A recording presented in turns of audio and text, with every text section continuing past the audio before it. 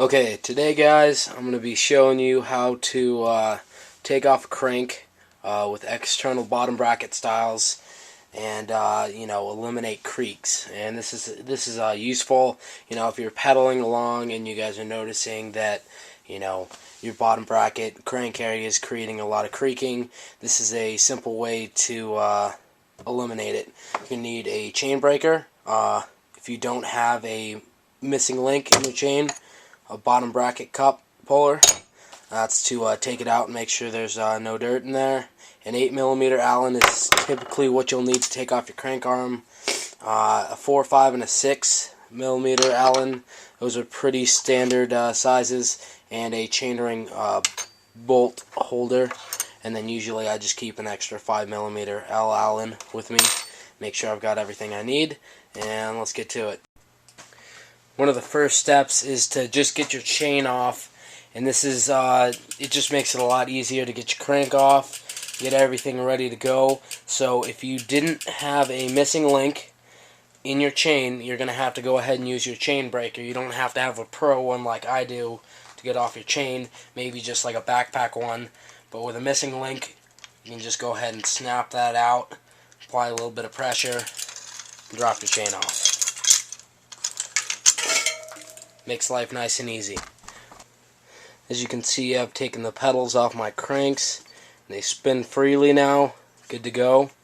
With this type of crank, there's an 8mm on each side of the crank, and each crank arm pulls off the bottom bracket itself. So that will be the next step. Righty-tighty, lefty-loosey. They're not, your opposite weirdo sizes like other style cranks. This is just specific to the holzfeller crank. Descendants, another line from Truvativ. They are just a 8mm on one side and it sucks it in. This side has 8mm on both sides. So I'm going to go ahead and pull off this crank arm and show you guys. Okay, so I went ahead and removed the crank arm from the other side. It's just a single crank arm, lefty-loosey, right inside that 8mm. And comes right off. It will be tight, just because that's how they work with a spindle inside the bottom bracket. And I went ahead and got that side off. You can see quite a bit of dirt in there. I don't know if you can see, but there's a lot of gunk inside that and around that shell area. If you are to look at my bottom bracket itself, it's covered in dirt, and there is a considerable amount of mud and gunk and stuff caked around my bottom bracket itself, which I believe to be the cause of my creaking. So now that you have the crank arms off, that's where I like to start getting all that stuff off. From here, it's just basically taking it apart and cleaning. So the next step is to take off the bottom bracket. To do that, you need to use your nice and nifty tool. This one's made by Shimano. They all have the same tooth pattern on this, and this is specific for just external bottom bracket styles. So each cup has a different way it screws into the frame. So one has a reverse thread and one has a regular thread. For the right hand side of the bike, it's gonna be lefty tighty, righty loosey, which is opposite of what it normally is for most stuff. So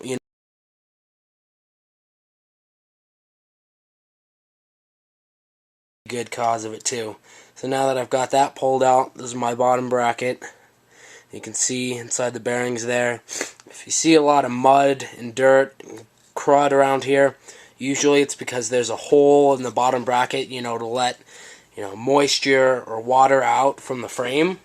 And a lot of times, if you go through a stream or you go through a lot of dirt, it can collect inside your bottom bracket, get in threads, and as you pedal, it'll just cake into the grease and won't be good for anybody. So we're going to go ahead and set that aside for now. I'm going to pull the spindle out of this side, and there's a piece of cloth in there, and I got my spindle out here. Go ahead and do that to the other side. On the left-hand side of the bike, it's lefty-loosey, righty-tighty. So I went ahead and got the bottom bracket out of both sides of the bike. Next thing I do is flush this with alcohol. Make sure there's, no crud in there. It's a lot of dirt and grease mixed together. So I'm just going to go ahead and clean that out of there. Threads and all.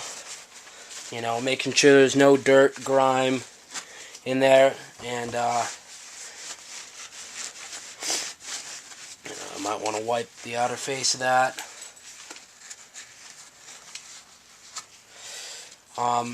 If you notice that there's a lot of sand or something in there, you can grab a pick and clean out these threads.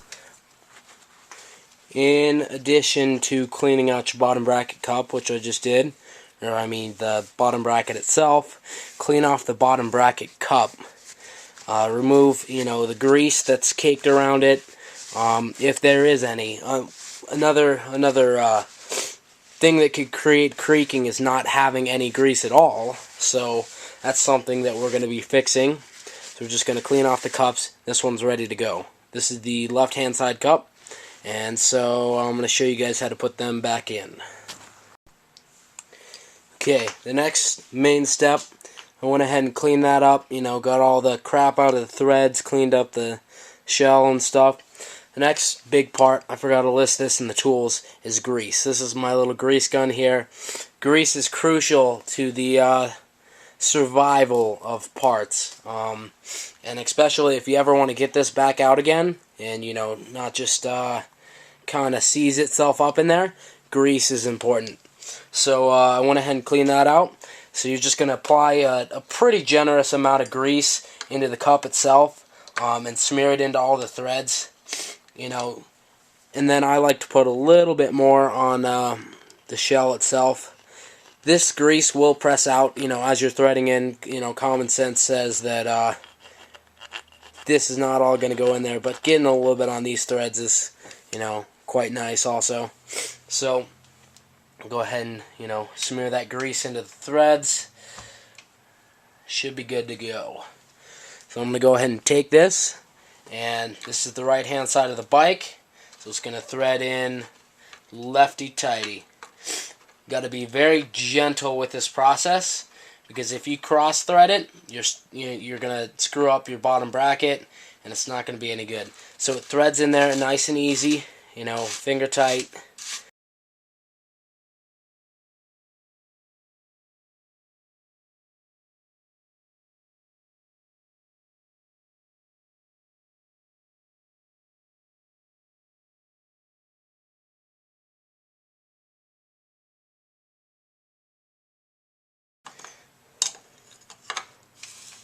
With this,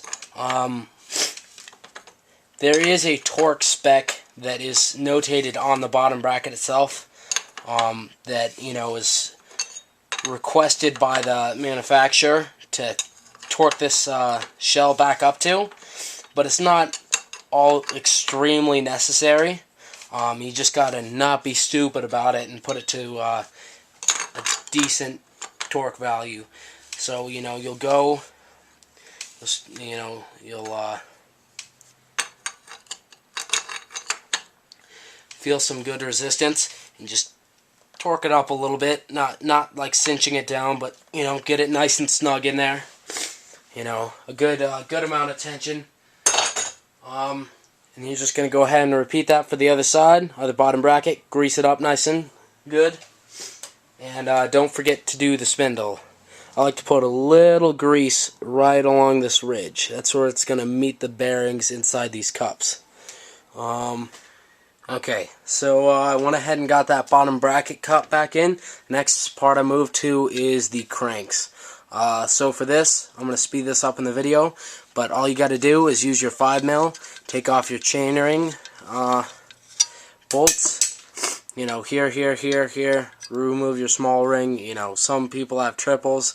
I have a 2x and a bash. So I'm just going to go ahead and remove these four bolts. Then I'm going to go ahead and move on and do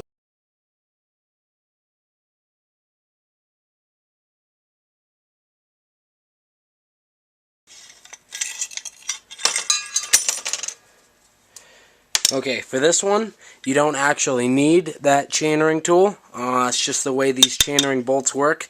You've got a 5 on one side and a 6 on the other. You know, you won't find this in a lot of them, and I'll go ahead and show you an example for what you need this tool for.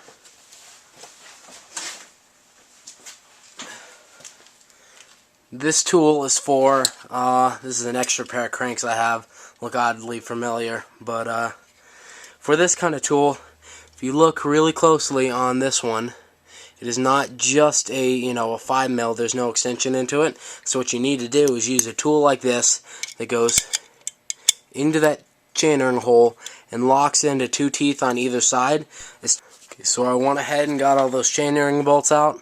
Here's your chainring. Here's your bash guard, or at least for me. And then here is this dirty crank. So what I'm going to start with doing is just cleaning out all the gunk in here, you know, making sure all these, you know, the internal threads in here are clean, cleaning out all these surfaces, you know, cleaning your bike. These are the hard to reach places you can't get with a hose, so it's a good place to start. I also like to clean out the holes in my bash guard because I've had dust in there that likes to squeak.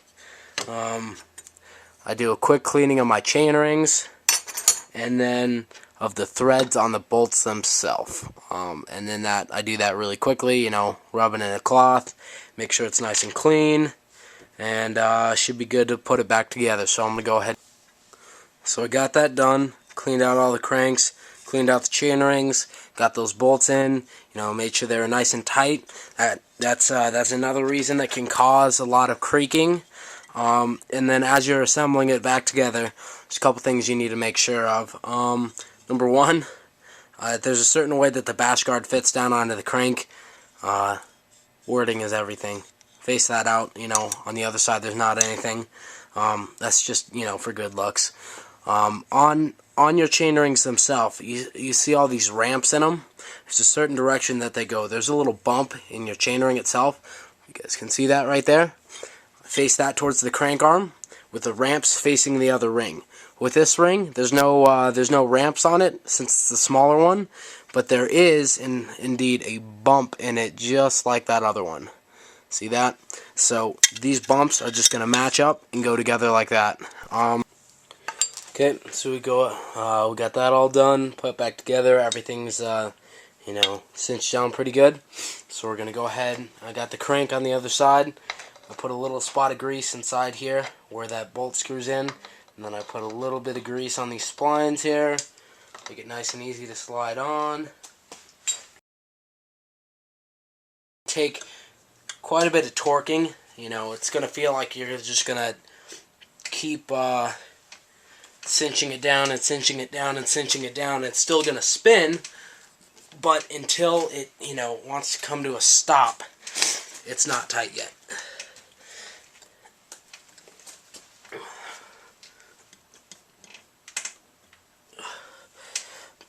Okay, and this should be tight.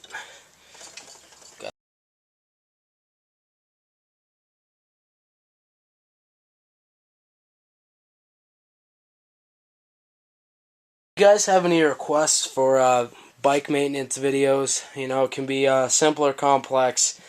You know, simple as changing a tire, or as complex as rebuilding a RP23 or, you know, a lyric or a fork or whatever. I can do it. Request it, and we'll see where it goes. Thanks guys for watching.